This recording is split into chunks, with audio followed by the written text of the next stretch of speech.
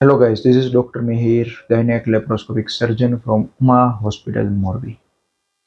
આજે એક બેન અમારી પાસે ઓપીડીમાં આવ્યા હતા જેને મેરેજના 9 વર્ષ થઈ ગયા હતા. 4 થી 5 મહિના પહેલા મારી પાસે આવ્યા ત્યારે બંને બાજુની ટ્યુબ બ્લોક હતી. મેં કોઈ 2 ડોક્ટરે એને આઈવીએફ સજેસ્ટ કર્યું હતું, પણ ફાઇનાન્શિયલી એટલે કે એને પૈસા એટલા બધા નહોતા કે ડાયરેક્ટ આઈવીએફ કરી શકે. એટલે અમે ઓપરેટિવ કરી અને બંને બાજુની ટ્યુબ ખાલી ખોલી નાખી હતી. ખાલી પછી ઓપરેશન પછીની જે 12 થી 15 દિવસની જે મેડિસિન હોય એ જ એને લીધી હતી. એના સિવાય કશી એક પણ મેડિસિન લીધી નહોતી.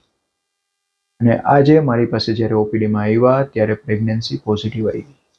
That's the very big news for her.